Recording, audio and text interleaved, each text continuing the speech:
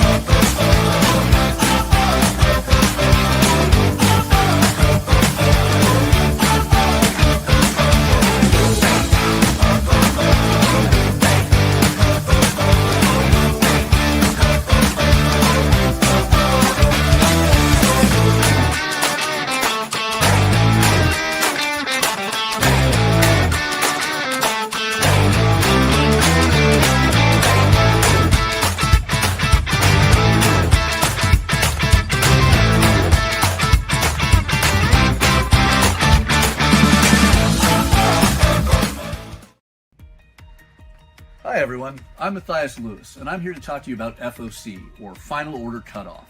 It is the last chance that we, the comic retailers, have to finalize our orders for comics releasing roughly 3 to 6 weeks out from the Mondays we finalize our orders. We deal with this every Monday, but this is important to you, the consumer, because it is the perfect time to reach out to your local comic shop if you want any specific or guaranteed items. If you want the Jim Lee or Dan Mora covers of Justice League Unlimited, reach out to your local comic shop and let us know. If you want the new issue of Lilo and Stitch, this is the perfect time to tell us. Because as long as you can get us the orders before Monday at 6 p.m. Pacific Standard Time, that will give your local comic shop retailer enough time to finalize that order, adding in whatever it is you want, so they can guarantee when it releases, we have a copy set aside waiting for you. So, always reach out to your local comic shop before 6 p.m. on Mondays with the comics you want. The sooner, the better, to guarantee they're waiting for you. All right, and today we are talking about the comics that are on Final Order Cutoff Monday, July 6th.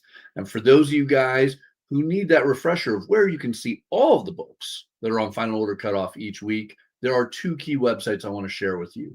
If you're a fan of Marvel, Distillery, Boom Studios, Ignition Press, Kodansha, Square Enix, IDW, Dark Horse, and more, they're all handled by one of the largest book distributors in the world, Penguin Random House. And to view them, we recommend prhcomics.com. prhcomics.com brings you this wonderful website where they know exactly what to talk about, with the first thing right there being the FOC date for July 6th. Clicking that will bring you to this delightful website where you can see all the books on FOC this Monday. We always recommend sorting it from title A to Z. Now, I'm sure you noticed that doesn't include wonderful publishers like DC, Image, Dynamite, Oni, Titan, and more. For that, you're going to want to go to lunardistribution.com. Lunardistribution.com is one of multiple distributors for those items. However, they have the best website to check out the FOC items. Lunardistribution.com, you're just going to scroll down a little bit to upcoming FOC, and right there you will see the date. Make sure you're clicked on the right one to see all of their offerings for the week. But I want to dive directly into fun things this week, because there are a lot of writers in comics, but there are not a lot of writers in comics that write a lot. And this man perhaps writes more comics than anyone else. You know him as a master of horror. He is somebody who has brought to you countless titles from almost every publisher out there. The incomparable Cullen Bunn. Incomparable. I like that. I think every time no one that compares. Well, that's true. No one would want to. Cullen, how are you doing today? I'm doing great. How about you? I am doing amazing. I got to read some incredible comics that are going to be on FOC this Monday, one of which was your phenomenal new piece. But before we get to it, last time we had you on, we talked about Deluge. Yes. Which was a great series, and the trade paperbacks on FOC this Monday. It is, yeah. Those FOCs sneak up on you. Yeah. So I mean, you know, we've had you on. I guess this is the third time. I want to say we've had you for Deluge, Diablo, both of which on FOC this Monday. But the big one is this new tale, Cult de Sac. Yes. Can you tell us a little bit about Cult de Sac? So, if you have ever lived in a neighborhood with an HOA, you probably think that the members of that HOA are evil demon worshipers. At least that's been my experience over the years. Cult de Sac is a book that says, let's take that and what if that's true? So this is a story of a family who is moving into a new neighborhood, the neighborhood of Willow Park. They are fresh start in their lives. And they immediately start getting the sense that something is not quite right with their homeowners association. And from there, it gets worse and worse and much more horribly worse for this family as they discover that their homeowners association is, in fact, a demon worshiping cult. I mean, I love it because right from the get-go, it's every experience I've ever had with an HOA. It is just that hatred of like, really? Like, we just moved in and you're instantly giving me a list of problems. But it goes further than I've ever had to experience, thankfully, with an HOA. I don't know about your life experiences with them. But. Just shy of what happens in the comics is how I feel. I worked out a lot of anger issues in this book, for sure. I really feel that's all your scripting. You know, the reason you exist in horror is just you have a lot of life. Well, I mean, it's true. I feel like, horror books help me deal with a lot of the issues I have, things that are bothering me, things that scare me, things that worry me, or just things that I just can't tolerate. And it's a healthier, writing these stories is a healthier way of dealing with those issues. Definitely. So can you tell us a little bit about this family moving into this beautiful new home? I mean, realistically, this looks like an ideal neighborhood. It is. Well, that's the way these things work. It's a beautiful neighborhood, well maintained, and the family, we've got the parents are Claire and Martin. Claire is a woman who is definitely dealing with some anxiety issues and is feeling very overwhelmed with the move and this change to their lives. And Martin is a good guy, but maybe not quite as observant as he should be. And then they've got a couple of kids, Olivia and Owen. And Olivia's not super happy about the move. Owen's excited about it, but they've noticed that the kids in the neighborhood are a little weird already. They noticed that right off the bat. But they're excited to make a new start and excited for what the future holds. And then that just the rain comes down on their parade pretty quickly as soon as they start meeting their neighbors and meeting the members of the homeowners association. Yeah. And right now on screen, we have some of the interiors. This is beautiful artwork by Fico Ocio. Yes, it's gorgeous. Brilliant South American artist. I've loved everything he's done. So this combination of you two is phenomenal. Yeah, no, I've worked with Fico before on books, involving giant robots and, transforming cars and things like that. But I was excited to see what he would do with this book, which does, it has sort of a much more grounded feel to it. I mean, it's a neighborhood art. My hope is it's a neighborhood you've seen and maybe lived in yourself, when you're seeing it. It's the real world until it's not. But the thing that I really admire in there is, I mean, if you guys are at your local comic shop next week, you can pick up an ash can. If your local comic shop supports Ignition, they should have these incredible ash cans every time there's a new #1. And this comes out next Wednesday, so you can read the first few pages. And having just read this alone, I feel I can relate to this family. Like, they're a wonderful, ideal nuclear family. And it's very cool that one issue in, the characters, you can appreciate them, you can relate to their experiences, which is going to make the future issues so much more horrifying, I'm certain. Well, yeah, I mean, my belief in a horror comic is you don't necessarily have to love the characters, right? But you have to at least understand them in order to fear for what's about to happen to them. And believe me, this family is going to go through some darkness as the series continues. So this series it's very dark. It's also kind of quirky and weird and funny at times, but it's a very dark humor. All right. How many issues is this currently looking at?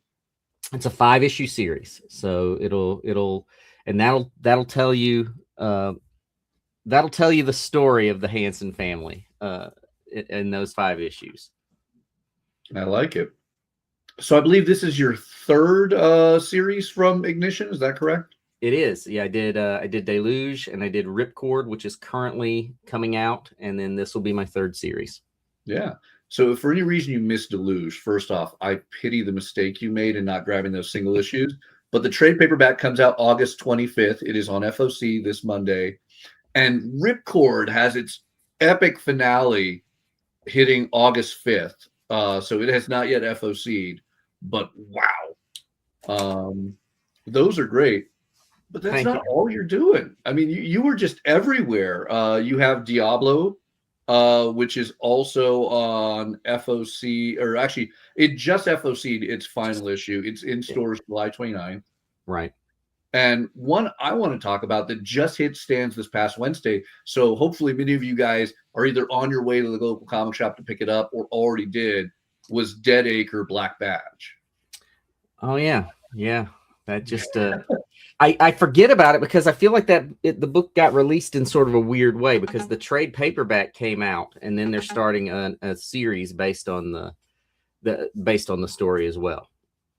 Oh, well, can you enlighten people? Because Dead Acre has a very big presence for prose novel fans. It does. So Dead Acre is. Yeah, Dead Acre is a supernatural Western. It's about this gunslinger who, I mean, this isn't a spoiler. He gets gunned down and he is brought back from the dead as sort of this agent of supernatural forces. And from there, he goes on many adventures dealing with everything from, zombies to werewolves to every other kind of supernatural creature that you could imagine living in the Old West. Yeah. I mean, it was an incredible first issue. I hate that I wasn't one of the people who crowdfunded it, so I didn't get a graphic novel. I'm reading this in single issues, but that first issue just came out Wednesday. It's great. So great. I don't know if you're aware, it's sold out and is going to a second printing. Oh, I did not know that. That's news to me. Yeah, very. Yeah. No, so it's based on a novel series, and the novel has a huge following. So this is just bringing it into a different audience. Some people who've read the books, maybe some people who might read them for the first time. But yeah, there's a lot of adventures in Crowley's future. So there could be comic books for a long time with just the stories that they've already kind of developed, and then the stories they want to, that the stories you could tell just in comic form that take place in the same world. Well, I mean, not only are you great at creating your own worlds, you are a master of handling others like this. You're dealing with Frank Baum's Oz with a new graphic novel. I mean, do you sleep? That's what everybody asks me. I feel like I sleep a lot. I feel like I'm this is maybe right now the most balanced I've been in my career, and I don't like balance. I'm not a guy who needs work-life balance, but I think right now I'm more focused and really working on fewer projects than I have in a long time. And it's just most of my creator-owned stuff will be coming out from Ignition for the foreseeable future, and I've got several books that haven't been announced yet that'll follow Cul-de-sac that are in various stages of completion. But I feel like right now there have been moments in my life where I've worked on a lot of books and maybe I wasn't sleeping, but right now I'm feeling pretty comfortable with where I am, and I don't feel like I'm overdoing. And I do think to some degree it's an illusion. I've said this for years. How many books I have coming out, it's an illusion. It's not like I'm, I come down the stairs and I never go, I'm chained to my desk just typing constantly. Although I could do it if I had to. Look, if someone wants to, if the right projects come along at the right, if the perfect storm of projects come along, then why not? All right. But then that means we might get less of your brilliant podcast, which of course, if we're talking Ignition, I got to go into, I believe your last colonoscopy was 2 weeks ago. It was. Yeah.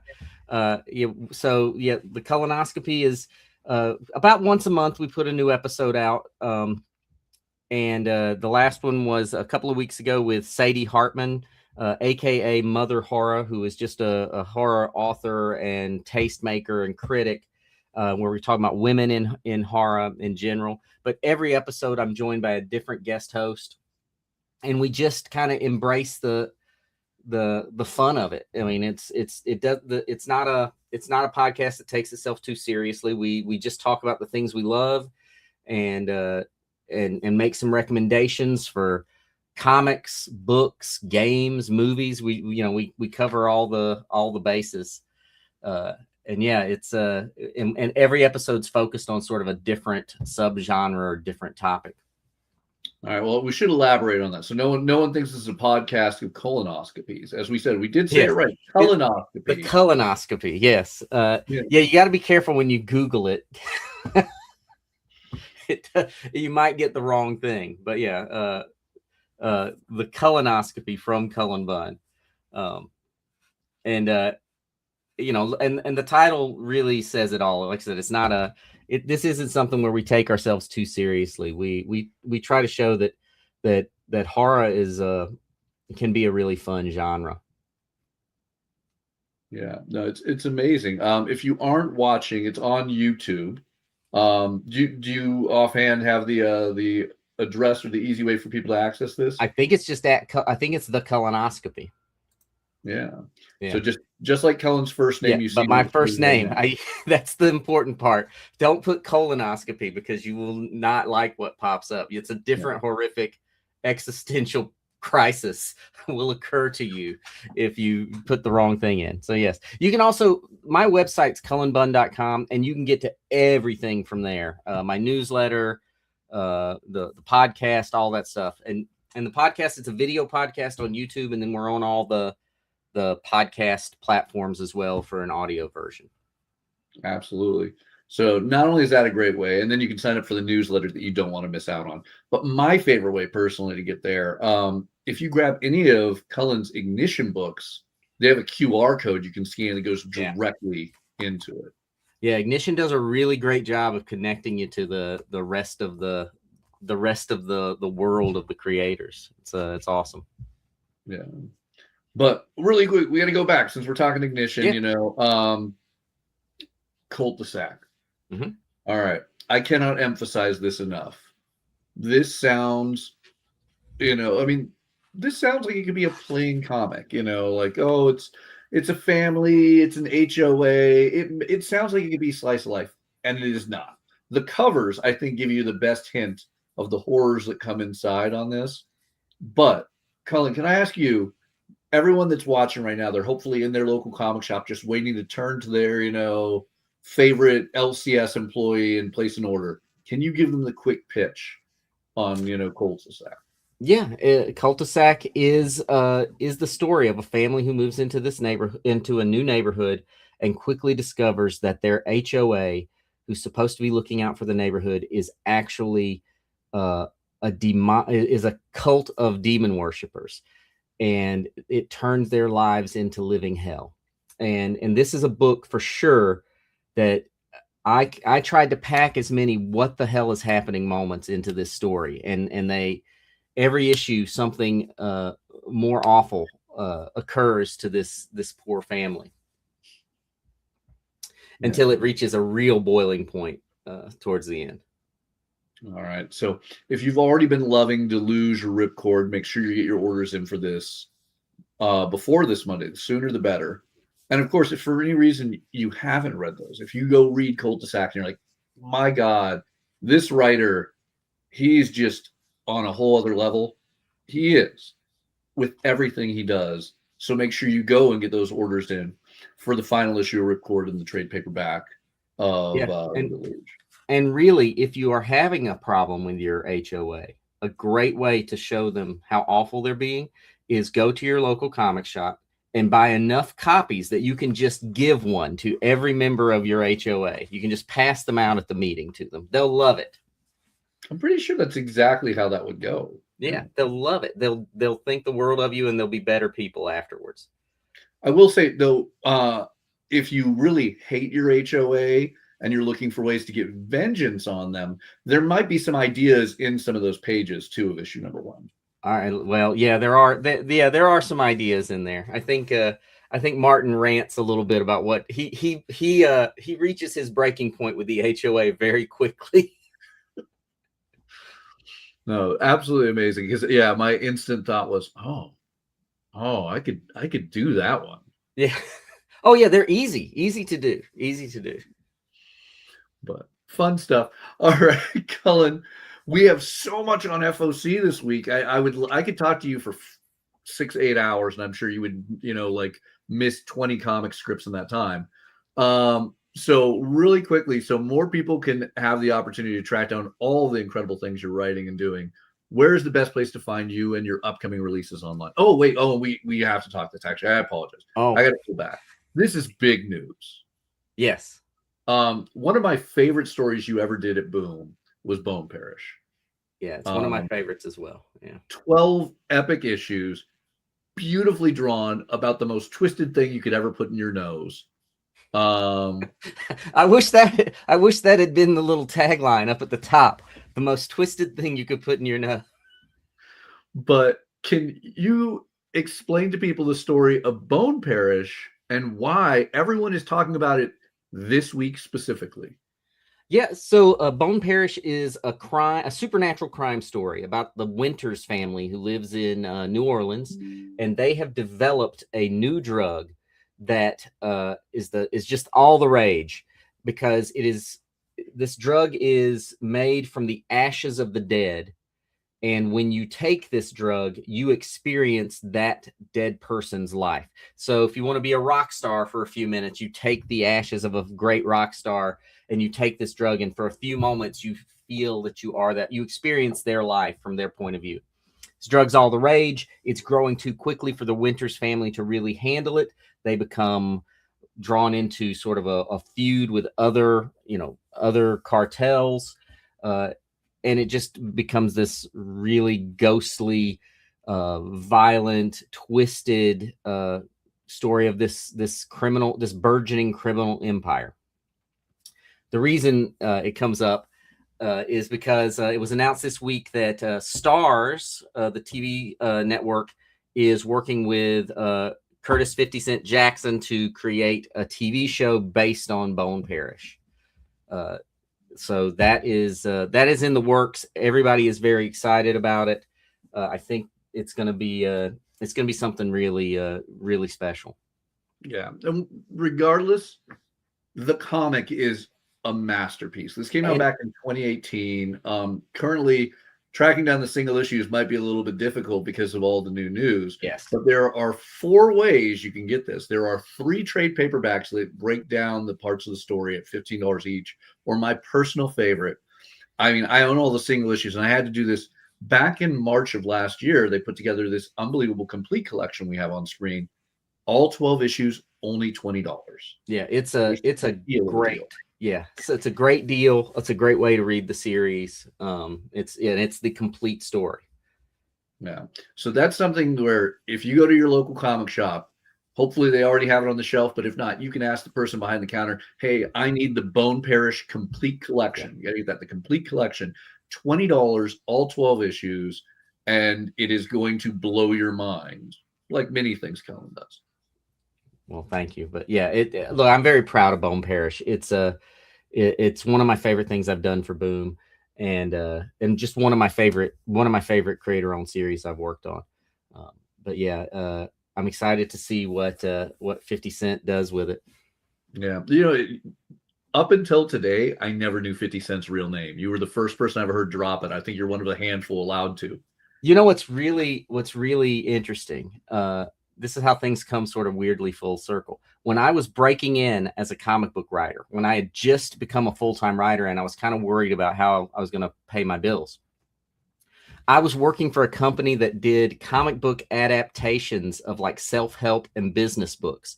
So some of my earliest published comic works are business books that I adapted to comic books. And one of those self-help / business was 50th Law, which was sort of 50 Cent's story of his life and how he applies his, the lessons he learned into his business practices. I had to dig that back up because it's been a hot minute since I wrote that. But I think it's funny that I don't know that he knows that I wrote this adaptation all those years ago. That's great. So you adapted something of his. Now he gets to adapt something. That's right. It's full circle. That's the definition of making it. That's when right. 50 Cent.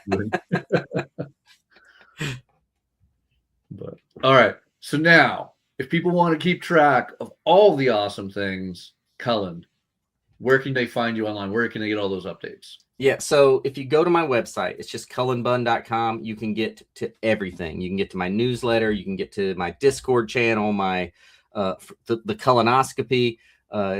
It's going to tell you everything that I've got going on and where I'm going to, the conventions I'm going to be attending and stores I'm going to be signing at.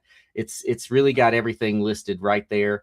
So yeah, go to cullenbunn.com. Definitely sign up for the newsletter because you're going to get a lot more in-depth information and maybe more information than you really want about my life. But you're going to get that from the newsletter. I love it. Cullen, every time you come on, it is an absolute honor. Thank you so much. I cannot wait for everyone to read Cul-de-sac. Like, you need to reach out to your local comic shop right now. Not only make sure that you're going to get an ash can next Wednesday, but make sure you have this on order so you can read it when it hits. Issue number 1 drops on August 12th. Issue number 2, September 23rd. And in my opinion, that is too far away because you're going to want to read these things just back to back to back. Well, yeah, I think people are really going to like it. I think it's a super fun, super different book. So thanks for having me. Thanks for talking about it. I do think, I think this is great because a lot of folks don't realize how important Final Order cutoffs and pre-ordering those books, how much it helps the stores, how much it helps the creators, the publishers, and then helps you because you're not missing your books. And that's the key. You don't want to miss these things. Guarantee they're waiting for you. Let your local comic shop know. Support wonderful people like Cullen because, look, sometimes you have to do 50 Cent books to, make sure you have a career. That's right. You got to do a lot of them. People can start. I want people to really start digging that one up and see if they can find it. I don't know if it's still in print. I doubt it's in print anymore, but it's out there somewhere. Do you know who the publisher is? Like, I guarantee you after we end this, I'm looking this up. The publisher was called Smarter Comics, which I didn't love the name back then because I was like, that's implying that comics weren't very smart to begin with. And there's a lot of smart comics. But yeah, I think the publisher was Smarter Comics. They may still be around for all I know. All right. We're all going to track this down. There's going to be your next convention, a line of people waiting to get that graphic. Oh, boy. All right. All right. Well, thank you so much for joining us, Cullen. Hopefully we'll get to have you back again sometime. Yeah, hope so. All right. Cheers. Okay, guys. I'm going to do a twist on this. Normally, we always start with Penguin Random House, but Penguin Random House is the big FOC this week. So let's throw a complete twist on things and jump over to Lunar. just because I want to really make producer Kyle's life a little bit harder. I'm gonna ask you to click the tab, homie. All right, there you go. So, all right, reminding you all, lunardistribution.com. Scroll down to upcoming FOC. Make sure you're clicking on the right date, July 6th. And there is some fun stuff. I don't know if you guys have been reading the incredible graphic novels that Peter Richardson's been doing of Zombie Makeout Club, but Ablaze is doing them. The third volume is actually on FOC this week, but I adore the artwork. So I have to point out the art of Zombie Makeout Club is officially kind of coming from Ablaze. There's a traditional hardcover as well as a deluxe edition with extra stuff, including stickers, posters, and more. So if you're digging it, you got to go for it. Have you had the opportunity to check out the Zombie Makeout Club yet? Not generally my jam, so I haven't. But the art book looks cool, so maybe that will drive me to jump in on it. All right. Now, something I'm particularly excited about, a brand new annual with a very unique cast of creators. Mark Waid, Mark Russell, and Tyrone Finch are bringing us the tale we all wanted. The combo of two of the world's finest dads. How this wasn't a Father's Day release, I don't know. But yes, Batman and Superman get in trouble, and the only people that can save them is Jonathan Kent and Alfred. This is the most ridiculous concept of take your dad to work day I can imagine. But I already can tell you without this releasing, I want a miniseries. Jonathan Kent and not the ghost of Thomas Wayne? Like, that could be fun Alfred? too. Alfred. Like, Alfred not anybody's dad, man. No, well, first off, Alfred theoretically is somebody's dad, and they might be making their first appearance actually in the issue of Batman that just came out on Wednesday. But let's say it this way. If we're going to be honest, Alfred's Bruce's dad. Let's You're just trying to make me sing Father Figure by Boy George or by George Michael, aren't you? That's what we're always going for. So a lot of fun on that one. Great annual one shot. So if you're not reading World's Finest, you saw it. And then we have a brand new series. Yeah. No, just on World's Finest. I talked to Mark Waid about it when I got to interview him a few weeks ago at Cherry Capital Comic Con. That annual is something that he was very excited about. And if you've got a guy like Mark Waid excited about a story that he only had a little part in, and he's more excited about everybody else's work, you know you need to check in on it. Oh, absolutely.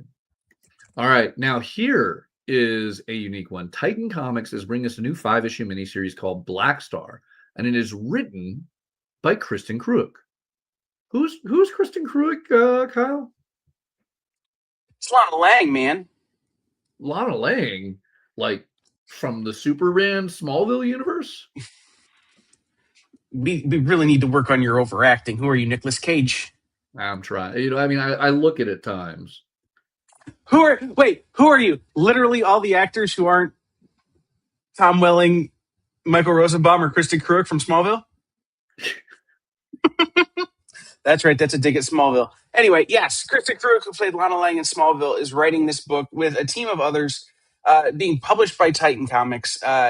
This is one of those books that, like, I know so little about that I'm wildly fascinated about what the deal is here.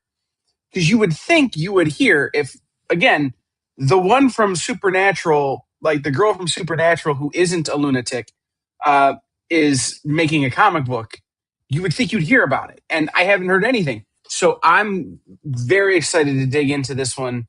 And it's got a beautiful Robert Hack cover. It's got a beautiful Allison Sampson cover. Martin Simmons, like really great people working on that book. So I'm excited to see what it is. And I'm still quite shocked that I don't know what it is. Yeah, really cool and creepy vibe. The artwork on it's phenomenal. But you know what? The artwork is also phenomenal on Conan the Barbarian. Jim Zub has had such an array of brilliant artists on this book, both interiors and covers. I mean, this Dan Panosian's a masterpiece. But if you are not up to date on Conan, this is the issue to jump in on. Issue 33 starts a brand new story with pirates again. And it's not Conan and Belit, it's Conan and Valeria, pirates of the Red Brotherhood. I love Conan pirate stories. It was my favorite part of the 1970s and 80s Marvel stuff. it was my favorite part of every single Ablaze and Titan storyline they've done. Just Conan the pirate at his best, and he has some of the greatest femme fatales in piracy in the way of Belit and Valeria. So I am all in, all in. Do you think, though, if it's Pirate Conan, you're saying Valeria wrong? I think it's Valeria. And, if somebody from Boom was here, they would say Mathias is notorious at lacking the pirate R. Mm-hmm. Is it joke for while we one scroll? person? What's a pirate's favorite burger place? I don't know. Red Robin. One person in the audience is going to get way too happy about these jokes. All right. As if the world's finest annual wasn't enough. Like, look, that's a great combo. I can't wait for Alfred and Jonathan Kent. Almost as much as I can't wait for Batman and Lobo. Tom Taylor, Nicola Scott, Dave Wiggles, and Fran Mariscal. This is going to be awesome because apparently Batman was responsible for a political assassination on another planet. That doesn't sound like Batman, but it sounds like Lobo's job to go and collect the bounty. So, best joke ever on this cover. Lobo has his combination of two inappropriate words to make Bastitch, but now he has Bat Stitch. I don't know, man. When Jason Momoa said Bastitch on the Supergirl movie, I lost it. That was my key moment in that film. Kyle's not going to give me an inch on it. No, I'm talking to Joel. Okay. You said one person was getting excited, and I knew who it was. No, it's not Joel. It's Greg. Now we're being really specific and calling people out. Hi, Joel. Joel from Magma guys, Comics in the comments, guys. I love it. I never get to see him in the comics. Wow. Joel had to give an alternate answer to your pirate one, and I hate to say his is better. Yeah, but that's a pirate's favorite roast beef. I asked the pirate's burger joint. Oh, okay. There's a difference. Well, speaking of, if you like signed comics, I know that gentleman does. There are a lot of great signed comic opportunities for you to order from your local comic shop, whether they have the opportunity of having signings or not. Because thanks to Dynamic Forces, you can often get these incredible signed and rare books with COAs through your local comic shop. Right now, as you can see on screen, we have some Dynamic Forces original sketch covers, signed books, and more available. You definitely want to click on them because the prices are there. So a DF signed Erica Schultz copy of Rogue 5 is going to be about $50. But man, if you're like me and you want to buy a Lobo sketch cover, I just bought one when I was at Fan Expo this past weekend. But here's a very, very affordable one. This is less than half the price of the one I bought. $119.83, which is the year Lobo first appeared in Omega Men. You can get a Lobo #1 Scotty Young blank with a Ken Hazer sketch on it. Original sketch piece of artwork with COA. Really cool stuff. Yeah. So, go ahead. No, you said everything that needs to be said. But I will promote. Can I promote a little thing? If you turn into the experience on Mondays and Wednesdays, we have the Comic Collectibles Show. Those also feature a lot of those Dynamic Forces original cover, sketch cover things. We call them CCAs around here. You can call them whatever you like, as long as you buy them. And you can order them from your local comic shop. So, that's super important. Absolutely. I mean, I can personally say I actually just picked up a commission from Mog Park, who is one of the hosts of the show. Every time I get a piece from her, I am just in awe of how amazing it is. So, The Dirt Beneath the Devil. This is a book that deserves some conversation. But to have that conversation, I think we need to wait about 20 minutes. Yeah. Which means we got to speed up on our whole lunar distribution run here. So right, I'm going to stop making bad pirate jokes just to make sure we get there on time. All right. Sorry, We Joel. talked about this when issue number 1 of the Eye Collector was on FOC, but issue number 1 is officially on stands now, and I'm so curious what everyone's take on it is. I've had the opportunity and the great honor to read the entire first 12 issues of Eye Collector, which has a second printing number 1 on FOC this week, as well as a bevy of beautiful new covers for issue number 2 on FOC this week. This book is unlike anything I have ever read. And I personally still, 12 issues in, don't know how to interpret it. But I know I had some people who had some great reactions to issue number 1 now that it's out. And I'm so curious. If you guys ever want to hit us up in the comments or shoot us a message, I'm always curious of what other people's perceptions on these amazing books are. The Eye Collector is something unique. It is horrifying. It is interesting. It is out there. It is like no other comic on stands. So if you haven't given it a shot already, go check out Eye Collector number 1 or get a second printing on order and grab number 2 if you're in love with it. Big one for you guys who are fans of cats and dogs. Stray Dogs and the Feral Cats have been teaming up over the last storyline of Feral as we reach this epic conclusion to the current story arc with Feral 25.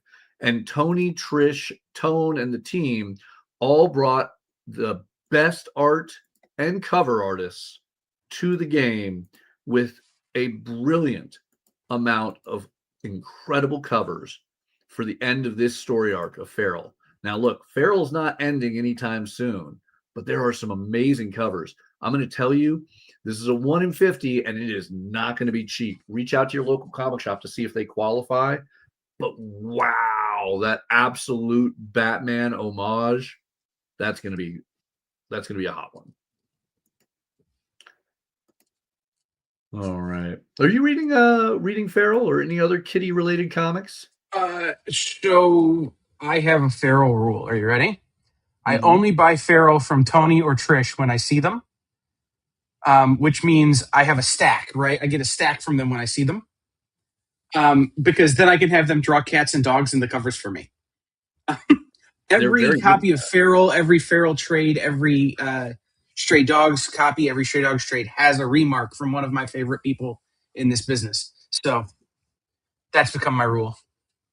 Absolutely. Now, for you fans of Ghost Machine, it's that old familiar face, Junkyard Joe. Junkyard Joe is back in the newest story arc of Geiger. However, this is going to be a terrifying team up, or maybe not team up. Can't spoil it yet. But as our glowing man has to face off with Junkyard Joe, this is an exciting one. I loved the miniseries. I'm certain I wasn't alone on that, Kyle. So this is long overdue. Junkyard Joe Geiger combo with a semi-quincentennial cover. The word I can now masterfully say thanks to Kyle. Yeah, for sure. And I just want to quickly mention, if you head over to Ghost Machine's Threadless, there are some Junkyard Joe merch on their Threadless where a portion of the proceeds go to veterans organizations that they support through Redcoat, through Geiger, through Junkyard Joe, as part of their whole like strategic plan that they have at Ghost Machine with those characters. So maybe go check those out and get yourself a t-shirt and support a good cause. I mean, best way you can celebrate the Independence Day down in America right now. I mean, supporting your vets, supporting, your love of comics, which I will always define as a very American pro thing. Like, there's sequential art in every country I've ever been in, but America does it on an extreme level I adore. So, all right, Ghost Pepper, new story arc. I've been waiting. Oh, I want to talk to you guys so much about issue 12, but not everyone's read it. Such a good series. Get Ghost Pepper. Get caught up if you're not caught up, and order the new story arc with issue 13. Hank Howard, not only are we getting a new trade paperback for Hank Howard, we're getting another new one-shot. Robert Venditti does not shy away from these. He really seems to adore them, and his work with David Lapham is phenomenal. And then one I have to take a moment on before I give it to Kyle to talk about something. Heavy Metal Magazine has a new one-shot special, Extreme Futurism, which is just that. This is going to be stories of sequential art, prose, and articles all about extreme futurism. And as we get to this moment of AI development and other things that are really just on the cusp of, who knows, singularity or God knows what else, this is an interesting time. Heavy Metal is the perfect magazine for it. I am very excited about this issue. A good friend edited this issue solo. So a perfect standalone jumping on point. If you've never read Heavy Metal before, or if you're a long time or lapsed fan, this is going to be the one to grab. I love this cover by Marco Turini, but there are multiple covers available. Kyle, House of Lothar. Oh, yeah. So if you guys don't remember, we had Kaylin Smith, who both wrote and drew this book for AMP Comics, on the show way back in January when issue 1 came out. And you'll notice that this is an issue 1 second printing. Why is that the case? Well, I'm not really allowed to tell you. You know? Bit of a twitch there. This is a pointy book. This is, maybe there are things happening that will make you want to have a number. Anyway, go to your local comic shop, see if you could find a number 1 first printing from them. But if you can't, this is a great opportunity to pick up a story that is definitely something to be watching out for. Yeah. I mean, I want to point out this originally came out in January, and it was one of those ones alongside Dork that blew up and skyrocketed in value. Issue 3 came out back in March. So the idea that we're getting a second printing of number 1 some 7 months plus after the first issue is stating there's a good reason why that would happen. I wonder why that would happen. So track down your first printings if you can. Get a second printing if you haven't read it. You're not going to be disappointed. This is a phenomenal series. All right. A lot of great books on FOC at Lunar, so make sure you check out lunardistribution.com. Otherwise, you'll miss things like Jughead, Pymageddon. Tom King, yes, award-winning author Tom King teams up with legendary Archie artist Dan Parent for what is basically a 20-page pie fight. But it is a pie fight with everyone Archie. Do you have a favorite Archie character? They're probably slinging a pie in this. I'm guessing my favorite Archie character is just trying to eat as many pies as he can. You know, but yeah, you would think that. But he also is going to have to, after the Pymageddon, eat the cheeseburger to save the universe again. So, like,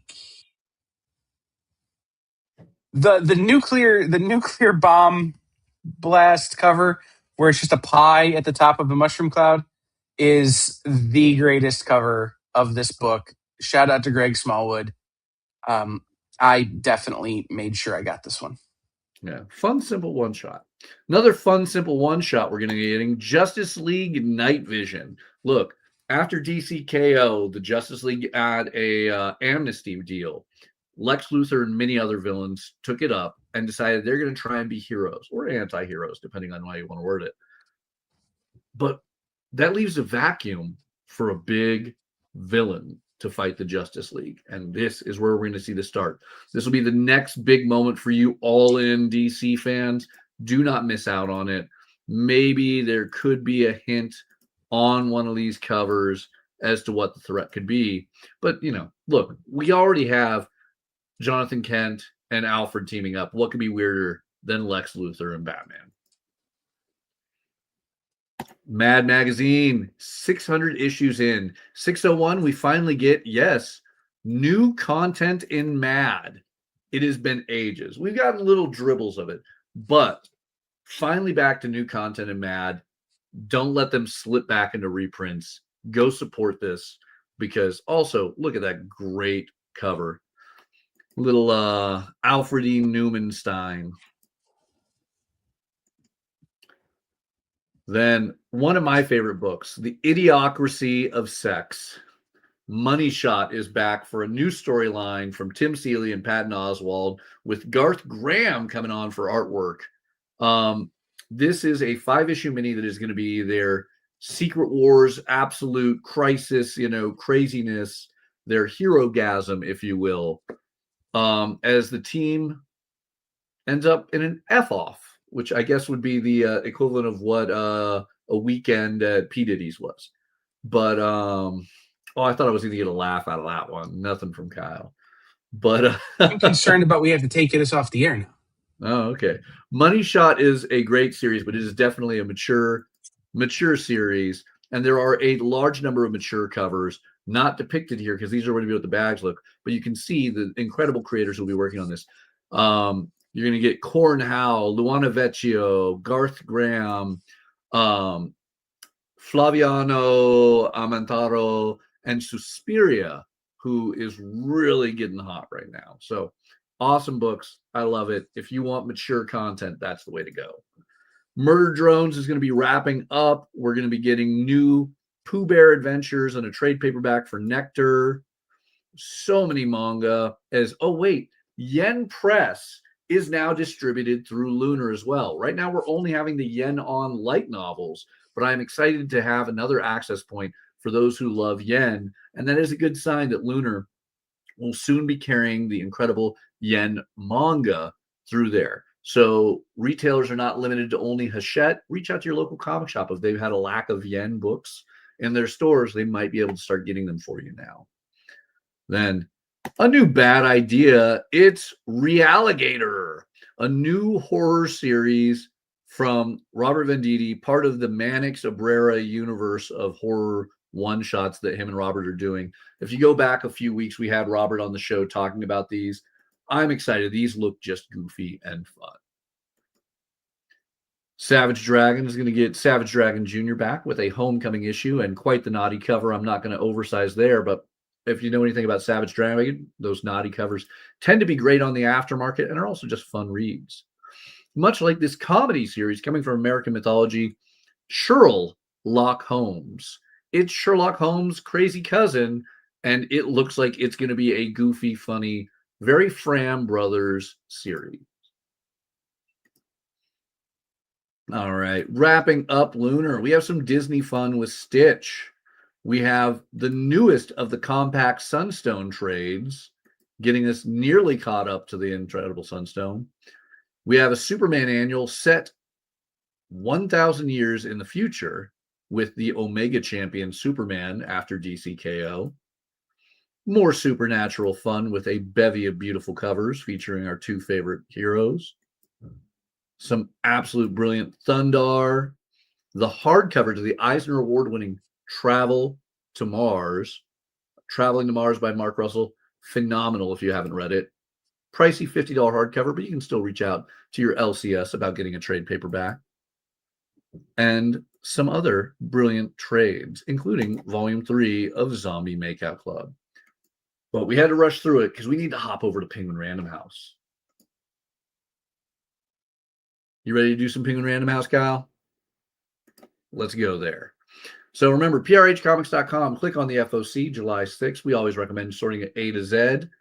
And we're going to dive right in with Amazing Spider-Man 34. More continuing fun with Spidey and the, who are the people that clean everything up? I forgot their names. Damage Control. The thing I want to point out, there's a lot of crazy covers on there. We're going to get brand new day covers, obviously tying into the upcoming movie. This is still ASM because Marvel doesn't know how to do variant covers without confusing us to what book it is, whether it's a Magic cover, a Virgin Alex Ross cover, or themes like Mary Jane, which is a major theme we're going to be getting this month, and the Pixar 40th anniversary, which has a brilliant cover by Ryan Stegman. Yeah, by the way, I was talking about this with somebody earlier. Like, that's an ASM 301 homage. ASM 300, obviously, super homage. They also can't do one of these things without homaging like 9 different books that are all books they homage every week.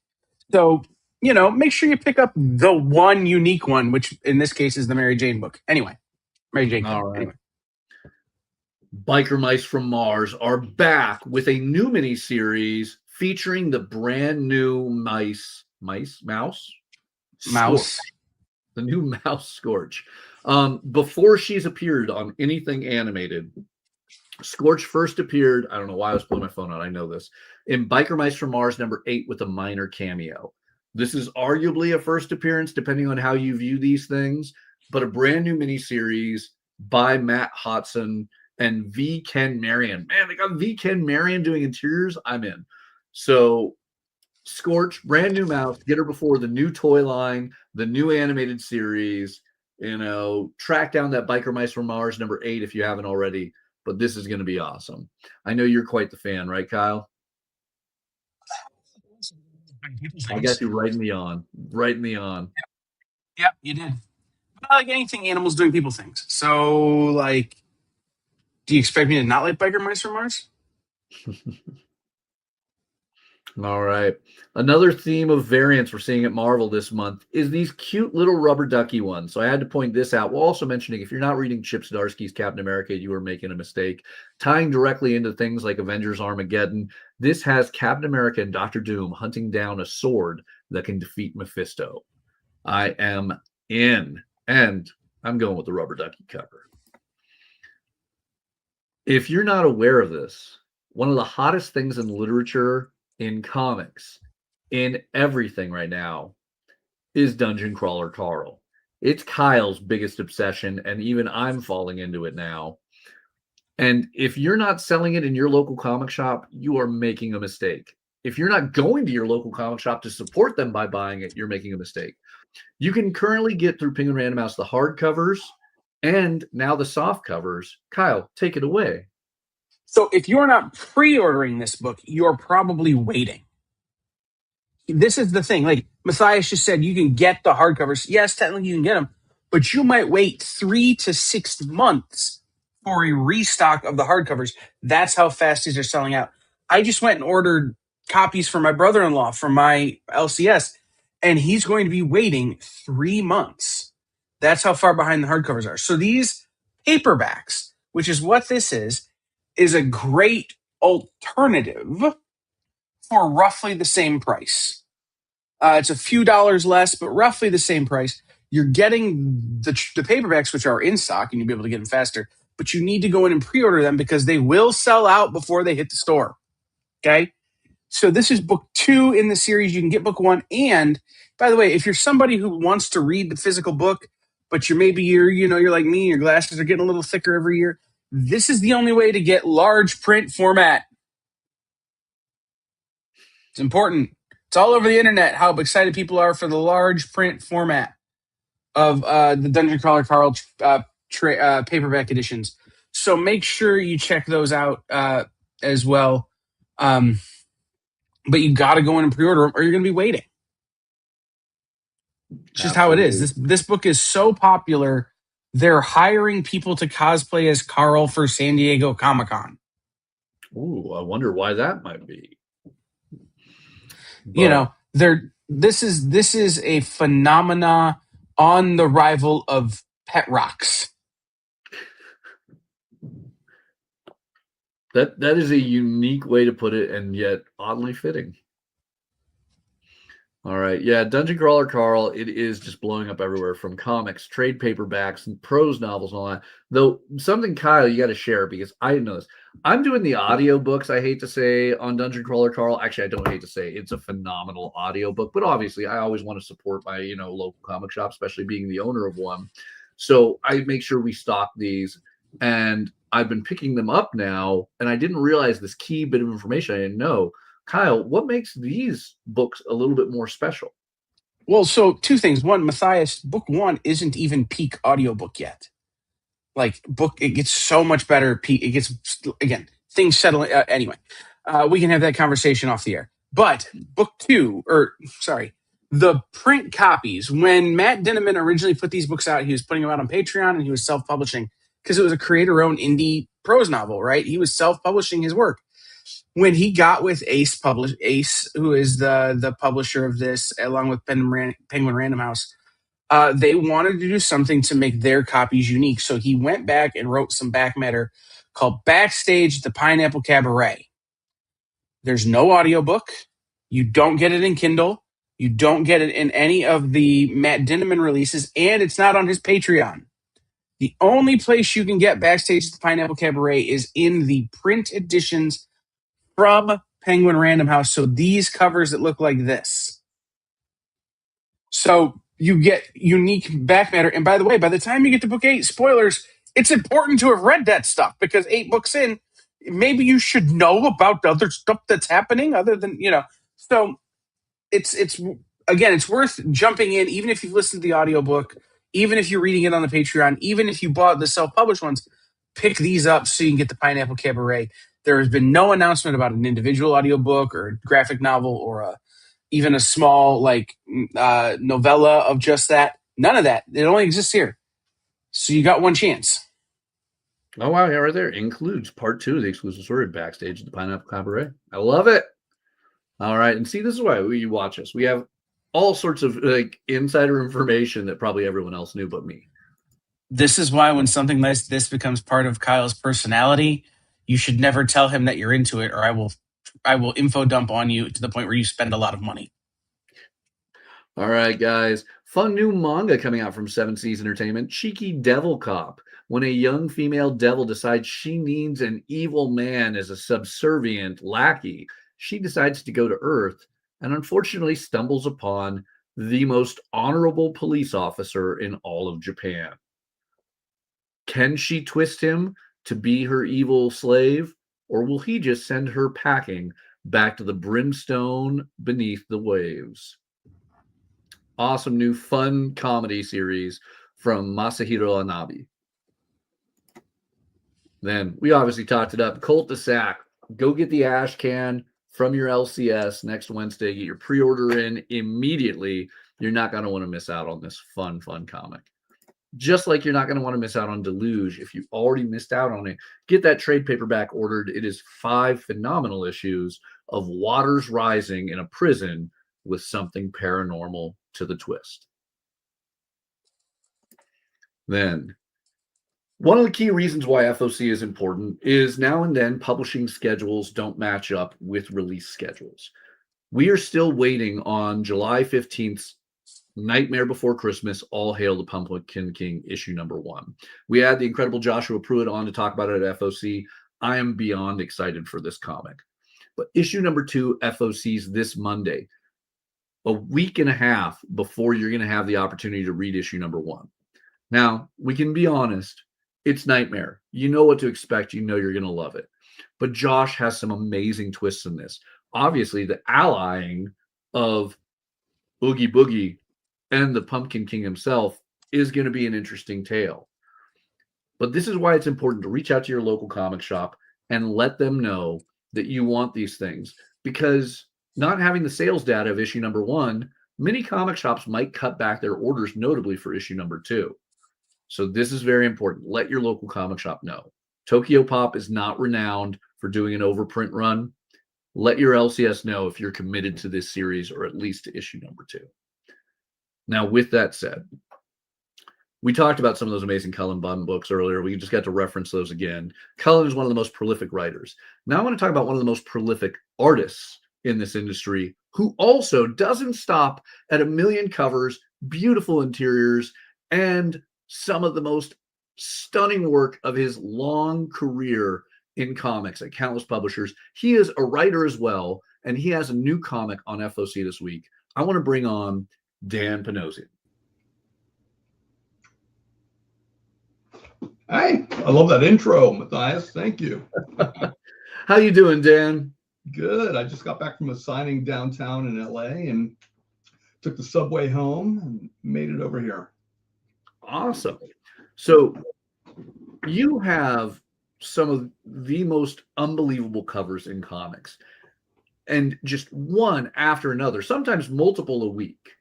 It baffles me that you have any time to do all that, let alone do interiors and then write some brilliant books. But I mean, I have to say, everything from Slots, the Alice Forever, or the Alice After series, Last Boy, and Unkindness of Ravens, all brilliant.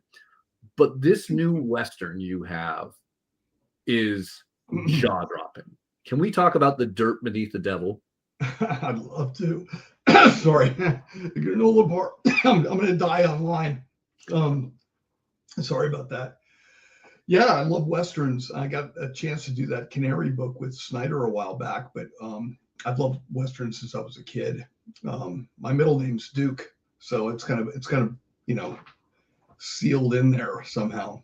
But this is a fun book, and we have an amazing artist. We got some incredible like cover artists too. So everything kind of worked out very, very nicely for it. Yeah. Do you want to give anybody the pitch on what the story is behind this comic? Because, well, the horse is key. It leads people to wonder what is this comic about? Well, it's about this really nasty piece of work. This guy dies. He leaves an inheritance, but he's just a true villain in every sense of the word. He didn't come by his money in a kindly manner, but he's a lot of people have hated him through the years, and pretty much everyone who stands to inherit his fortune have some kind of a problem with him, one or another. But he's got 3 children, an ex-wife and a mistress, and then one of the children is an estranged daughter who's coming from New York, who's never been out past New York City, and she's never ridden a horse before. And one of the contingencies of this will is that everyone meets, but they all have to travel to this ranch and take the same route that he initially took when he came out to like the Wichita area. And he has a horse ready for her, and this horse is, you're looking at the Travis Cheris cover right there. The horse is terrifying, and she's immediately frightened by it. Everybody is. The horse has even unusual hooves. The hooves are cloven. Originally, the title was going to be called Cloven, but it turns out there's a Fantagraphics book called The Cloven, which is not a Western and has nothing to do with this, but we decided to change the name for this. But so yeah, along the trail, we start learning more about the horse, learning more about the people who stand to inherit this money. And of course, wouldn't you know it, when there's money at stake like that, the nasty little sides of all of them started coming out along the trail. And I think that was his intention the entire way through. So it's a interesting, fun book with a lot of great personalities, a lot of great characters, and a lot of nice twists and turns and surprises. Well, I will always say some of my favorite Western content are the ones that bring an eclectic cast of characters together. The, shifty bounty hunters, the sheriffs, and the Native Americans and all of that. And this definitely seems to draw some similarities in this, but it takes it a very different way. Were there any things that particularly helped formulate this story idea in your mind? Like most of the things are right. I have an idea, and then it's like a flood of story just kind of fills my mind. And, it's very cliche sounding. I'm sure you have a lot of writers that come on that go and they say the story just writes itself. But for me, that's usually how it works. So, but obviously I've been influenced by Westerns, and, a Western is only a Western because of where it takes place in the time period. A good story is going to be a good story regardless of the genre, what time period it's in. And this story can take place today, just the circumstances would be different, but making it a Western just I don't know, for me that hits all the buttons. Now you have an incredible team alongside you on this. Can you talk a little bit about your interior artists? Yeah, David is incredible. So I always vary my scripts dependent, because I'm an artist, and I'll write the scripts to how I would see it, how I would do it. And David and I are pretty much on the same page with all this. So when he shows me the layouts, I'm like, wow, that's, exactly how I envision it. And sometimes it's plussed, like it's like, oh, that's a great little idea right there. So he's a true professional. And we have Lee Luridge, who's he's a writer as well, but he's also a great colorist. And he adds that nice grit to the team. And Pat, you mentioned slots earlier, Pat Brousseau, lettered slots. So I wanted that. He kind of gave that a nice, unique look, and the lettering here also has a unique flavor to it. It really does. Actually, I can honestly, when I think back at slots, think of how great the captions and lettering was. And having read this issue, it does just have that stunning, aesthetic that just everything comes together perfectly. The design of the characters, each kind of give a hint at their personality. The writing you put together, like this is a great cast. I cannot wait to see where it goes. Oh, I really appreciate that. And we had fun doing it, and every issue was exciting to. When the penciler will write in and go, "I can't wait to see what happens next." That's always a good sign. We get that sometimes with Alice Ever After and Never After and Forever After, this final series, where the penciler and the colorist will write to me, go, "What happens? What happens here?" And I love that. I'm like, "Oh, good. At least, all right. I know 2 people are reading the book." Well, issue number 1 is set for release on July 29th with FOC this Monday, and issue number 2 goes on FOC a little bit later, August 10th, with a September 2nd release. Do we know how long The Dirt Beneath the Devil is going to run? Yeah, it's 4 issues, and the book is finished. So there's not going to be any scheduling issues or anything like that, which is great. Sometimes some of these books come out and then you're waiting 2-3 months for the next book. It's a nightmare for retailers, and it's not cool for fans either. Well, this is an exciting one. I know that I will hopefully have a large amount of my store's customers viewing right now that'll reach out to me about it. And hopefully you guys will reach out to your local comic shop and let them know you want The Dirt Beneath the Devil, because this will blow your mind. But again, I just don't understand how you have the time for it all, because you draw some of the most phenomenal covers. You write some amazing series, and then you're going to be doing a combination of cover writing and interiors, I believe, on this new Marvel project, Wolverine Paradise. Yeah, no, I'm doing and coloring it too. If they'd let me letter it, I would. Speaking of the lettering, I think Pat Brousseau is using my font for the lettering. He used it for slots, and I think he's using it for The Dirt Beneath the Devil, which is kind of cool. And that horse, by the way, I don't know if we talked about that thing enough. It's not just a horse. It's not the Black Stallion. It might be black in color, but the horse is possessed. It's a demonic horse, and it plays a huge role in it. Obviously, it's a little bit like the car Christine from the Stephen King novel. So it's like if Stephen King wrote a Western. I shouldn't say that. That's a little too crazy, but it's certainly inspired by King's work. I will say, covered by I should remember his name when I brought it up, but it's that cover is Jesus Christ. Now it's killing me, because it's a father and son team, and he's usually coloring his dad on all the Brubaker books. It's Sean Phillips' son. Oh, really? And obviously you can tell by the drawing. He's a tremendous artist himself, and he's done some great graphic novels. And I met him in England, and Jacob Phillips, he's a great artist in his own right, and obviously a tremendous colorist. Yeah, I will say when we get to that very first scene with the horse, it is just haunting. It is a epic, without spoiling anything, it is just this epic moment where you instantly stop the flow of your read and have to take a moment. And that's not something I think I would have ever foreseen in sequential art, where I'm like, wow, the horse stopped me.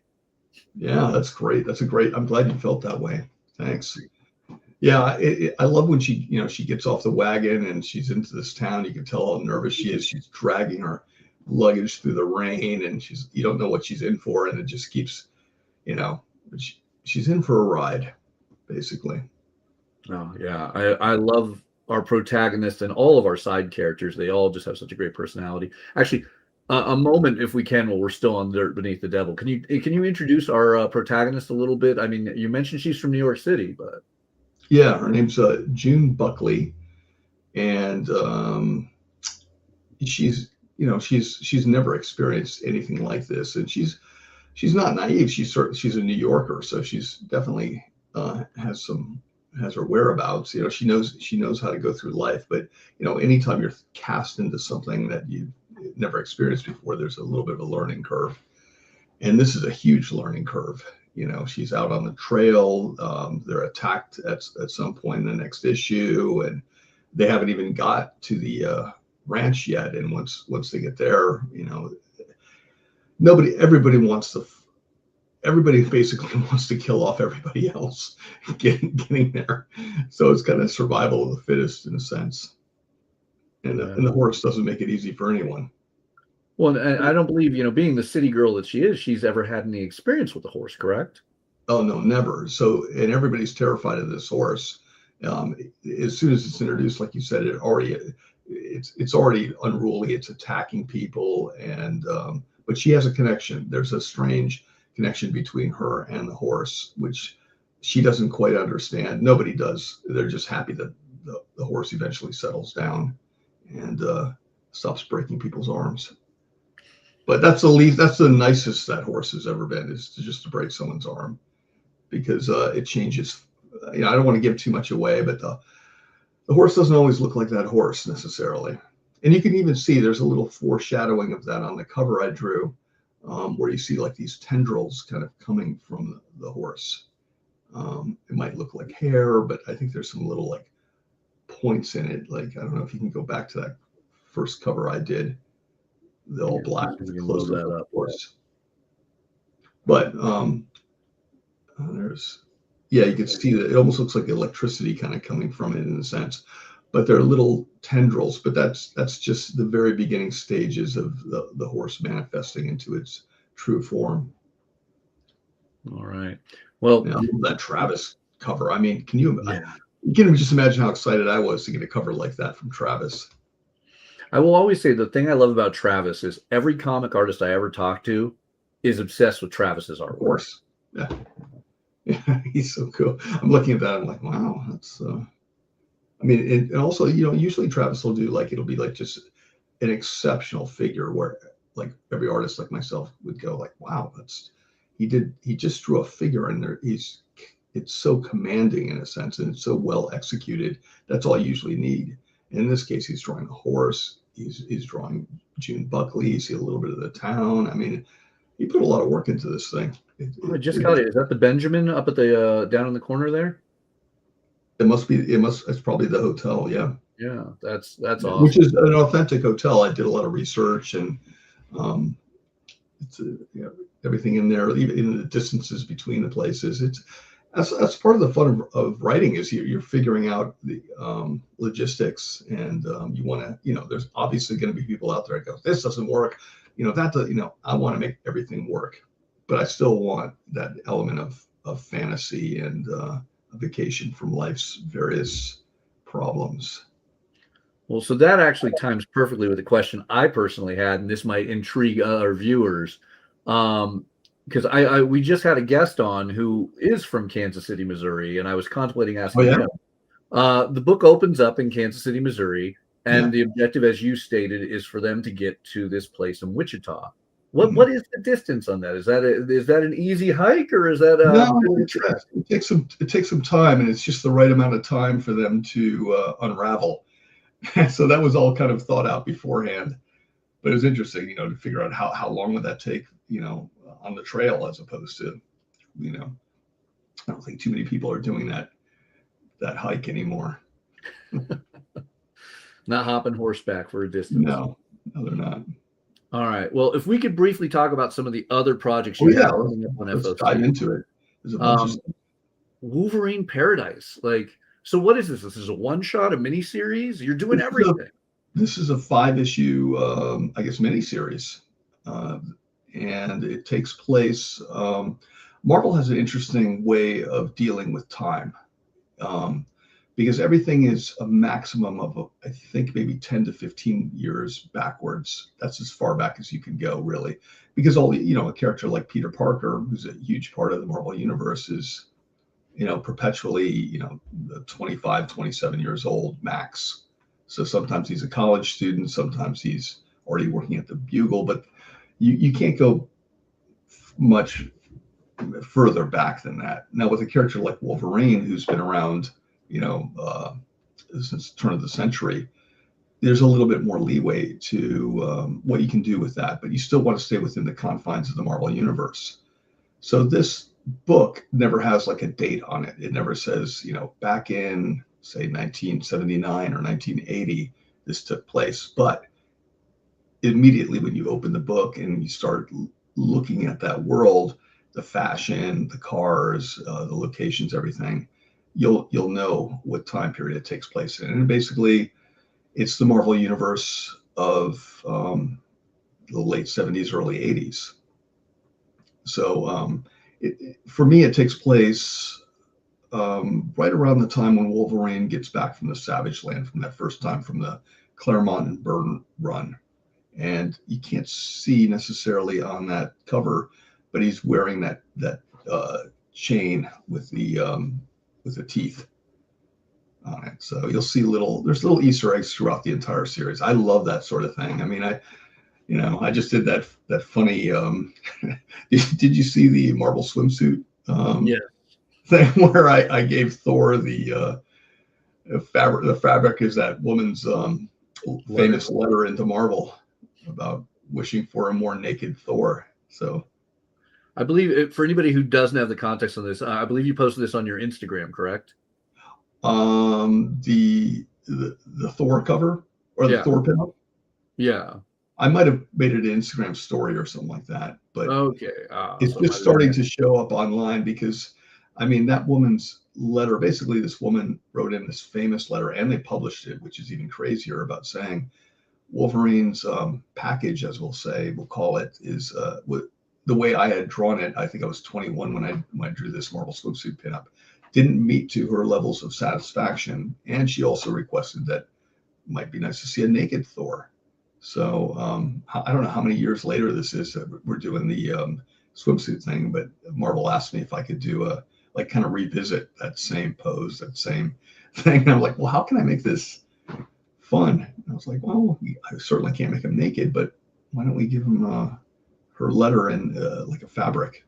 And so he's wearing shorts, and it's her letter on there.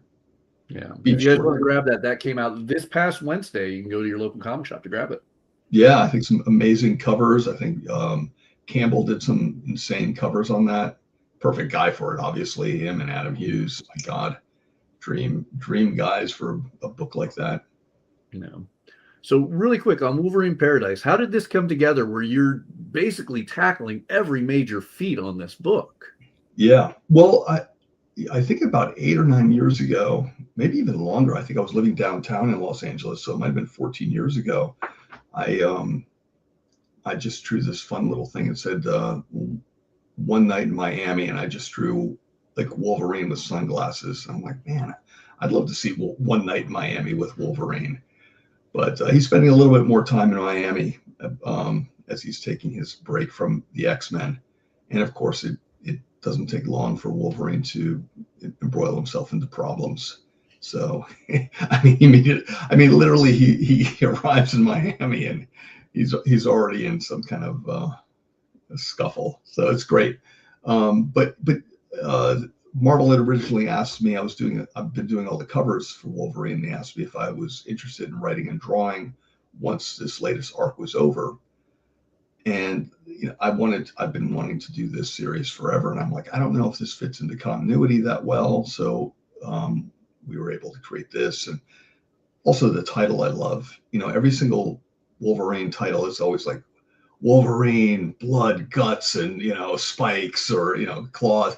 And this is a complete antithesis of the opposite basically of what you'd expect. And hopefully the fans dig it. I mean, I've had as much fun as I had on Slots. I'm having writing and drawing this. So every page, none of it feels like work. I'm ahead of schedule. It's great. Well, on that note of you writing things, there's that beautiful poster right behind you of the classic film Fire. I didn't just put that up there either. It's been up there for decades. So were you excited to work on this new series, Fire and Ice Dark Wolf, which #1 actually hits next Wednesday? Oh, I'm so excited. I think it was Sarah Frazetta who requested I write it, and I wanted to draw this book too. I wrote it in such a way that I could be drawing, like there might be some kind of way where we can work it out that I can draw it, but it didn't work out that way. But Did you get a chance to see the interior artwork? I have. I mean, I personally loved your cover on Sarah Frazetta's Fire and Ice Necron. And this that was is fun. Oof. Yeah, it was a fun cover. But yeah, we landed up with a great artist, this tremendous colorist who's working off pencils basically. So they're really kind of collaborating on this thing, and it has a real nice fantasy feel to it. I got to create the logo for Dark Wolf as well, and I wanted it to be a nod to that kind of time period when it came out, and the Fire and Ice logo that you see above. All that's kind of fun. It's a very you can see that on the side of a van practically. I love it. So, can you give people the pitch on Dark Wolf so they can make sure they go into their local comic shop and pick it up on Wednesday? Of course. Yeah. So not everyone has probably seen the Fire and Ice movie, but the Dark Wolf character, there's going to be a lot of Conan comparisons, but he's a little bit more mysterious than Conan. He's not, I think Conan's, if you broke him down, his objective would be he wants to be a king one day, or it's foretold that he'll be a king. And, he's a thief, and he's pretty sullen, but Conan definitely knows how to have a good time. Dark Wolf is just a weapon of destruction. He is just pure fury and fighting. And what I wanted to create, if I'm being honest, is with this book is I love, and my son loves it too, the Invincible series on Amazon. And it's just, there's lots of gore. It's hyper violent. It's super, super aggressive. And my goal was to make this Dark Wolf series you don't have to see that movie necessarily, but definitely go out and, rent the movie or find the movie Fire and Ice, because it's a lot of fun. And for a lot of times when Dark Wolf is jumping around, that's actually Frank Frazetta, and they're rotoscoping him. Or he, in some cases, he's showing the actor hey, this is, because the guy was kind of a bit of an athlete himself. If he wasn't a, world famous, world changing painter, he would have been a professional baseball player. In fact, when I met him, of course, all I wanted to do was talk about artwork, and all he wanted to do was talk about baseball. So he was quite a character, big hero of mine, as you can tell. All the artwork in here is all Frazetta artwork. But yeah, the series is just nonstop action. If you love Conan or you love Invincible, you're going to love this book, because it hits all those buttons, as it were. I love that. I mean, I don't think that's a better pitch point we can give everyone. So for those of you waiting in between seasons on Invincible or waiting for Conan, this is a great one. Because on that note, you have a cover of Conan on FOC this Monday. That's right. I don't know if I think it's a special edition for the San Diego Comic-Con, right? An exclusive of some kind? The red one we have on screen is the special edition for Comic-Con. There is a white cover. Yeah, white one I did also. Drag up on screen momentarily. Give me 1 second, and then I didn't know if they printed the white one. That's interesting. Yeah. Here we go. This is going to pop onto my screen right now. Yeah, there we go. Cool. Okay. Yeah. So. Yeah, I turned in both covers, and usually what happens is, a retailer, or in this case, I think it was Heroic Signatures, and Heroic Signatures is a company that owns Conan. Basically, they love Conan. It's all Conan for these people. Talk about the right people to be in charge of a property. They're so excited. They eat, sleep, dream Conan nonstop. And I sent in 2 versions, and they were able to use two versions of it. I'm sure, who knows, there might be a foil version. I think they're doing T-shirts of this as well for San Diego, if you happen to be going. But yeah, I mean, I love Conan. I love Dark Wolf, and one of the reasons I was introduced to Conan was Frazetta, to be honest. And that issue is the first Titan version of Valeria. Yes. So, and there she is on the cover. One of my favorites. The Elite and Valeria. It doesn't get better. Yeah. very, very fun. And I love that look in Conan's face. He's not going to take any shit there. But if we're going to talk about female protagonists, the last thing I have you here, we got to talk about your epic trilogy that is coming to a conclusion. You brought us Alice Forever After, Alice Never After, and Alice Ever After. Mm-hmm. I mean, it started in 2022. I've loved every single one of these. This is one of the series I can get my wife absolutely behind. Oh, really? I love hearing that.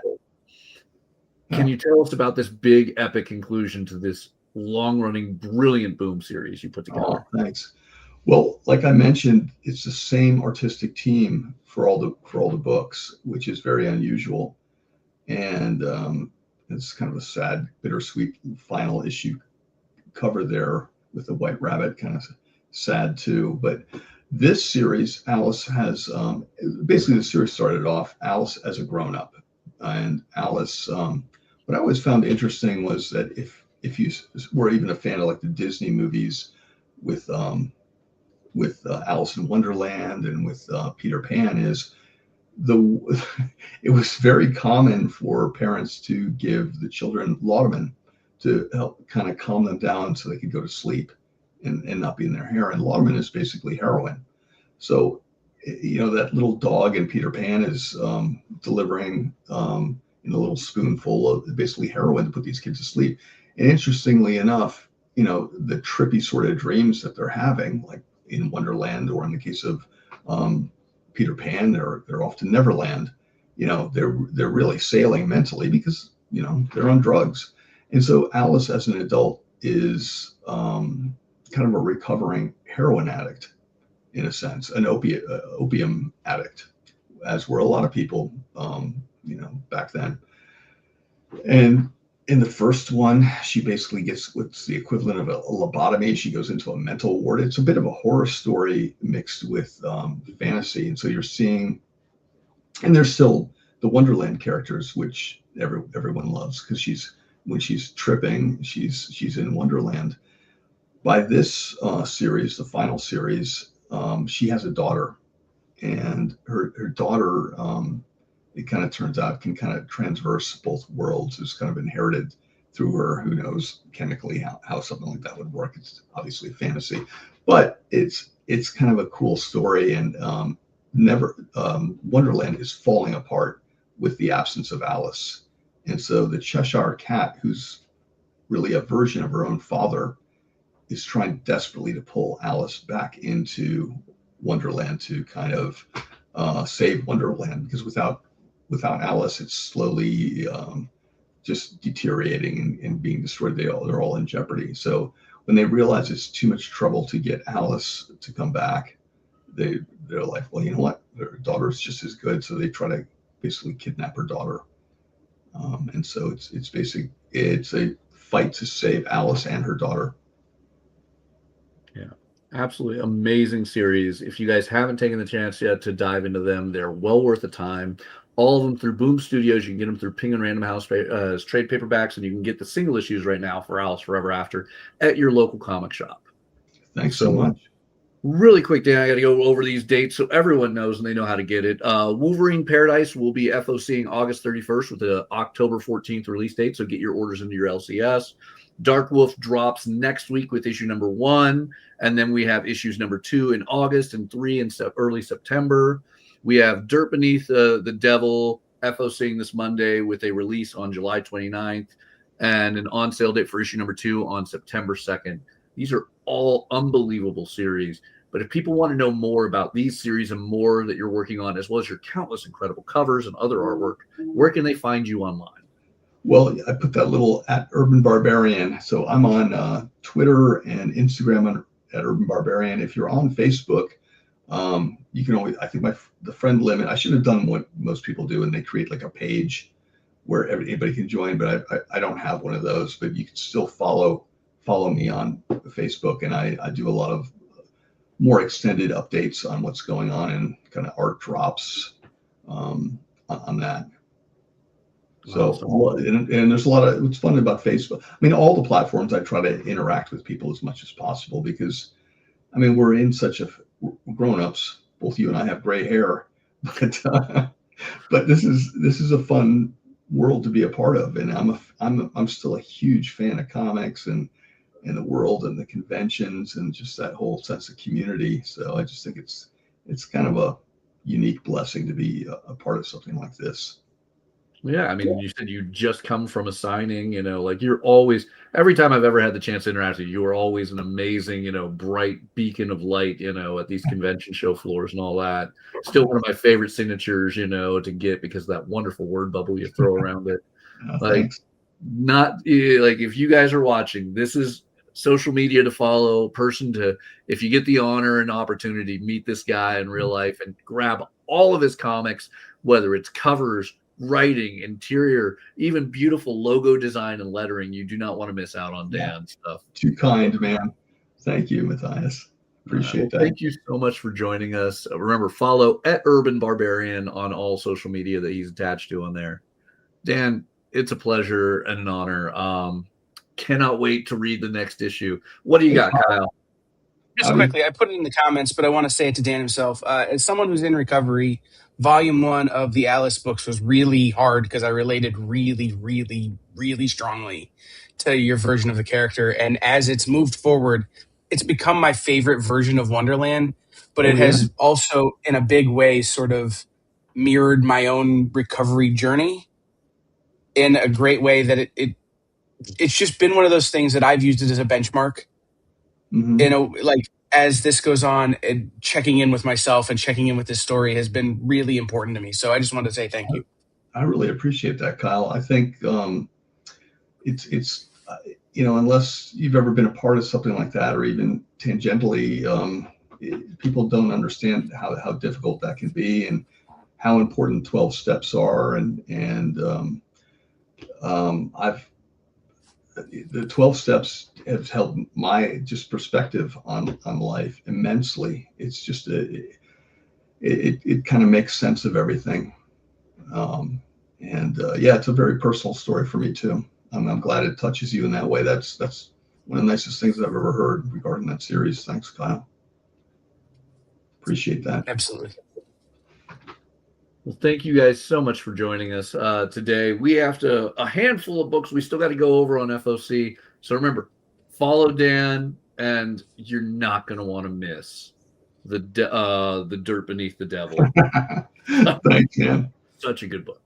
All right. Thank you guys. All right, guys. We have a handful of books at Penguin Random House we still got to talk about. So shall we blaze through them? I think we can do this. I think we can get it in time. First off, Fantastic Four fans. Do you know there's 65 years worth of Fantastic Four covers? Because that's how long the Fantastic Four have been around. Crazy thought process, but get a collection of some of the best with information about them in this new one-shot from Marvel. And at a surprisingly fair price. I was expecting this to be a $30, $40 hardcover, $6 comic. Cannot beat it. Then K-pop Demon Hunter fans, look, I know at least at my shop, everyone's ripping open card packs of this new card series. We've hit our 1-year anniversary of K-pop Demon Hunters. So a brand new little golden book, deluxe edition.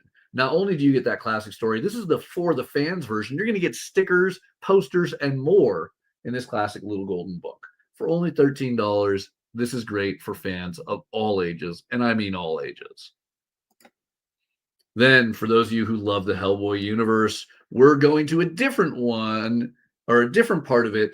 For those of you guys who like the British Paranormal Society and others, the Witchfinder series, the Foundry is going to merge those characters together in a new piece from Chris Robertson and Mike Mignola. Simple, easily done. One cover, cannot be easier. And it just screams everything I love about the various Mignola-verse pieces. If you're a fan of H.R. Geiger, this is a masterpiece of his alien artwork, including new scans and commentary from the Geiger Museum. $50 hardcover from Titan Books.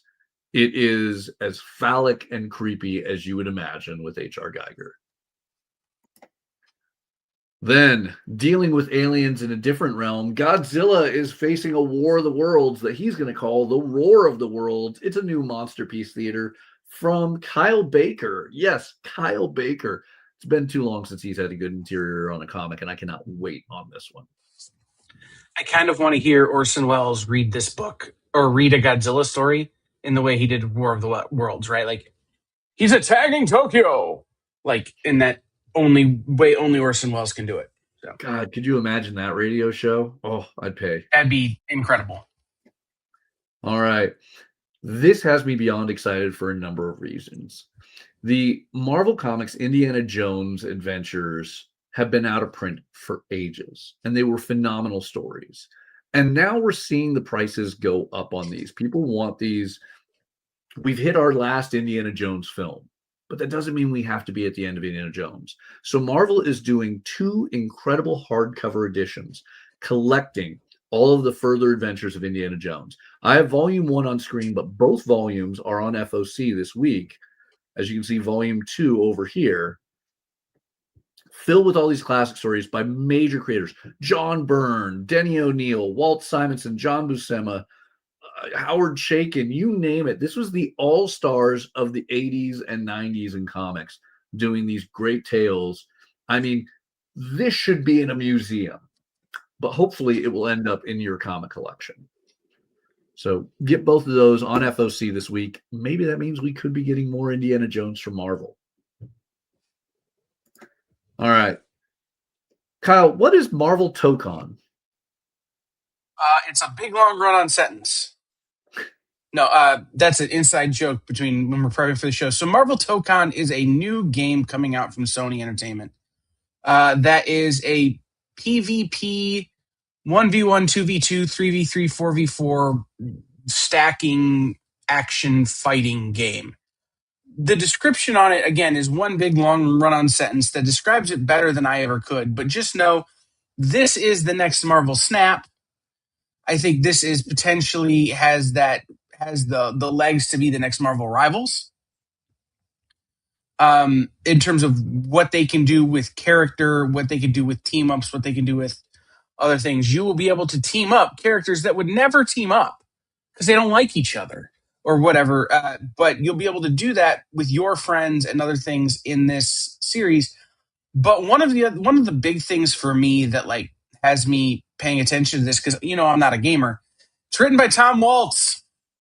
Steve Orlando. So if anyone knows how to write teams, it's the guy from the Turtles. I love it. Yeah, Steve Orlando, Scarlet Witch, Tom Waltz of Last Ronin, the main TMNT ongoing for ages, are teaming up on this new Marvel one-shot to help support the new video game, Marvel Tokon First Strike.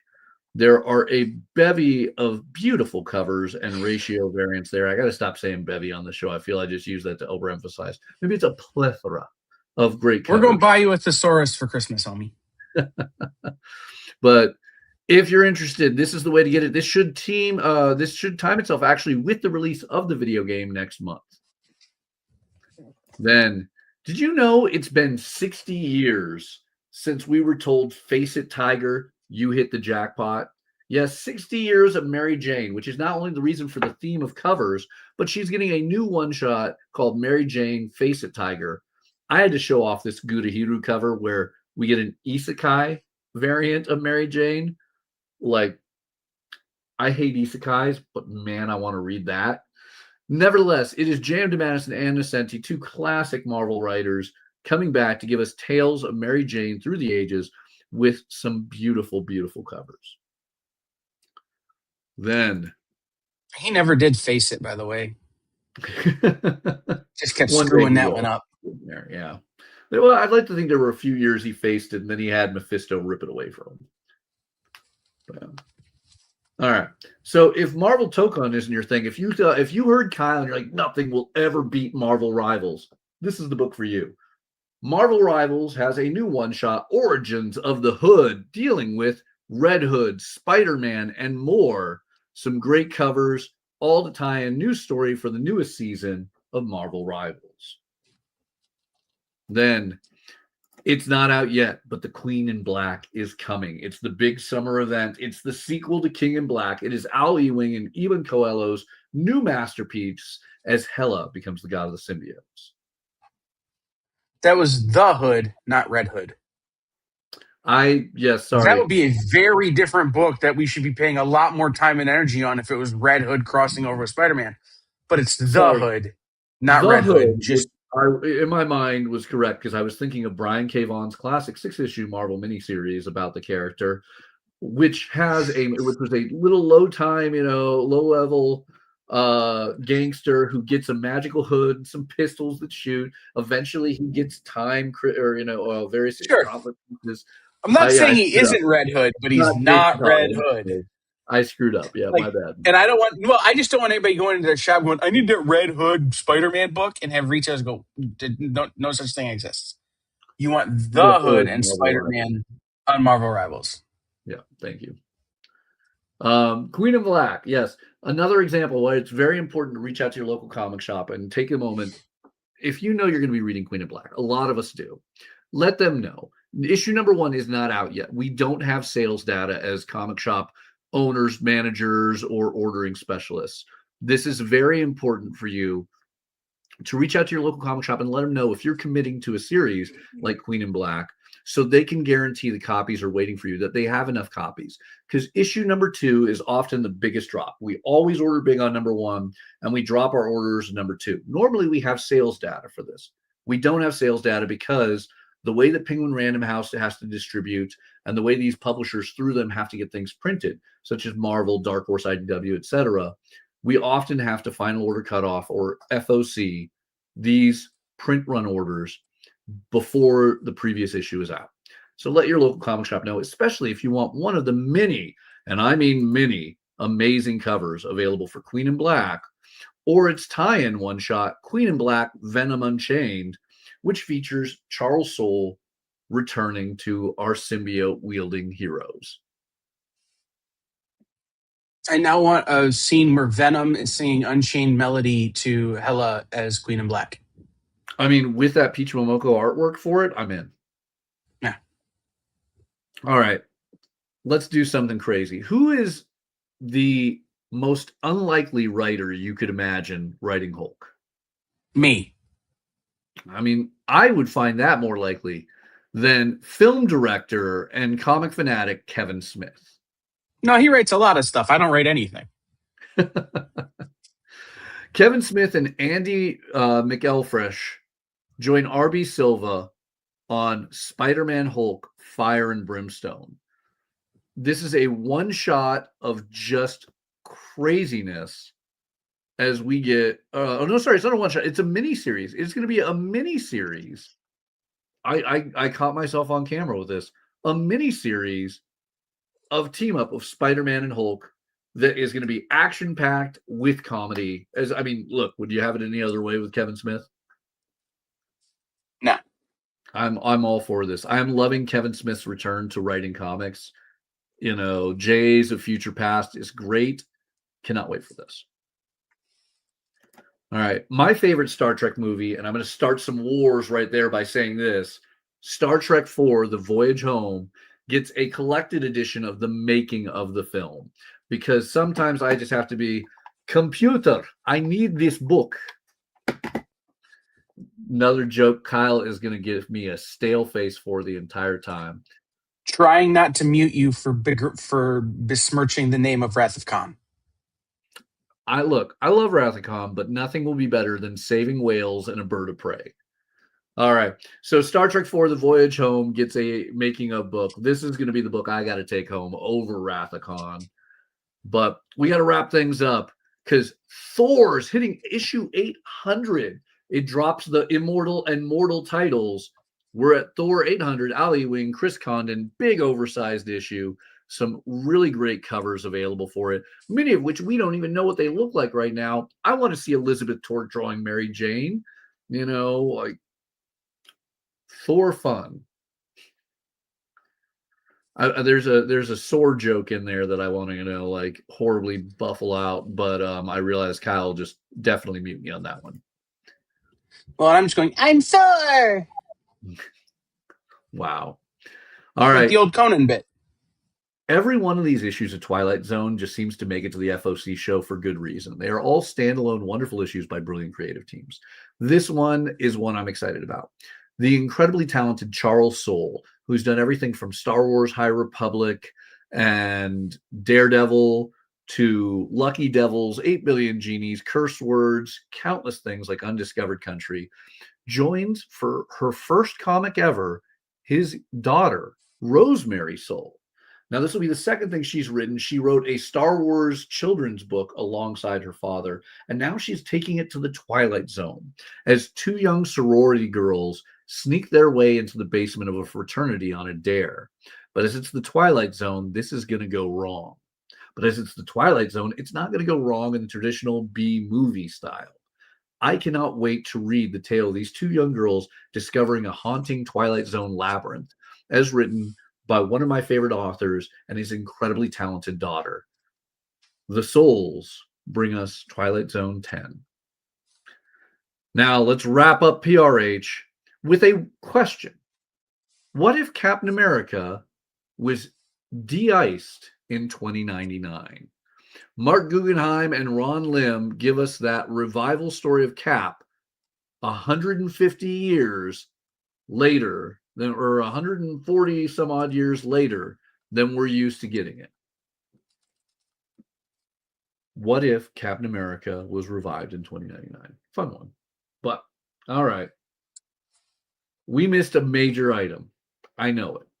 I know it. Kyle knows it. Kyle, what is your prose pick of the week? This week's prose pick of the week, and I'm not going to get too bogged down in it, is a book called Time Travel for Beginners by author Jacqueline Moriarty. Jacqueline is an award-winning author from Australia, and this is a book that has a lot of hype about it. It is been named the most anticipated book of the summer by People Magazine, Goodreads, She Reads, BuzzFeed, and Southern Living. This is the story of if you could revisit one moment in your life, what would it be? And this is the story of finding out that there's a place you can go off the side of a road somewhere in Australia that can enable you to do this. So if you could go to a place and be like, hi, travel agent, I want to visit this moment for my life that was really dope. Would you? And what would the consequences of that be? You don't have any fear of altering the present. You can according, I'm just reading this solicitation here, you can have tea with Jane Austen, you can scream at a Beatles concert, witness the Olympus of ancient Greece, or perhaps something more personal. And it's the story of a girl who starts a job at this agency and glimpses the possibility of what it could bring and starts to sort of wrestle with what that could mean for her own life. So again, not sort of normally the book I would go in for, but a very interesting story and a very hyped book that I think would be great for comic shops who are trying to diversify and draw in more of that book talk, She Reads crowd. And again, it would cross over to some people who just like some good sci-fi. Absolutely. You getting me a copy? Oh, yeah. Awesome. I like it. All right. Sorry for leaving that towards the end. We had 2 interviews today, but we got to get to the top 10. We are timing for that right now. Let's take it away. So top 10 for July 6th FOC. We got to start off with the honorable mention. I have specifically the Mary Jane Face the Tiger #1 Ji Hyung Lee variant. But the theme and why this is an honorable mention is the whole Mary Jane 60th anniversary of variants. Whether it's the Lyrics Lee covers on Iron Man or Elizabeth Torch cover we haven't even seen yet on Hulk, on Spider-Man Hulk. These are amazing. Mary Jane is an iconic female comic character, and 60 years is a big point. And I really wish we got to see more anniversaries like that for some of these characters. So this is really cool. I love that Marvel is doing a theme month on these. And this beautiful Ji-Hyun Lee cover nails it. Not to mention, and the sentient Jam to Mattis interiors. Woof. All right. Speaking of which, legendary creator on an anniversary issue, 800 issues of Thor. So, of course, you got to have Walt Simonson's masterpiece cover right there. Number 10. Number 9. We're coming up. Tomorrow is the 4th of July. It is the semi-quincentennial anniversary of America. And, well, again, sequential art exists all over the world. I'm not even in America at this particular moment in time. I think this is an honorable one to do. I love that the folks at Ghost Machine did a really cool 250th anniversary of America cover featuring our Junkyard Joe on Geiger 24.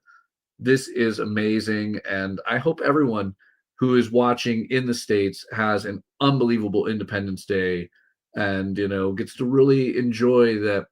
No matter where your views are on America, it has been an unbelievable 250 years so far. And in that time, we've had some amazing comics come from some brilliant American creators and publishers, distributors, and comic shops. And, we can celebrate all the other creators, publishers, comic, shops, etc. around the rest of the world every other day. But let's take that fun moment tomorrow and have a big cheer for it. Number 8, look at that Amazing Fantasy 15 homage featuring our beloved characters from Up. The only way it could be better is if there was a squirrel. Love Ryan Stegman's untraditional art on that Pixar 40th anniversary. Absolutely beautiful. Number 7, Cedric Polat doing a beautiful cover on Ghost Pepper 13. Remember, this is the start of the new storyline. And issue 12 was so crazy. Go catch up if you haven't already, and then get that cover on order.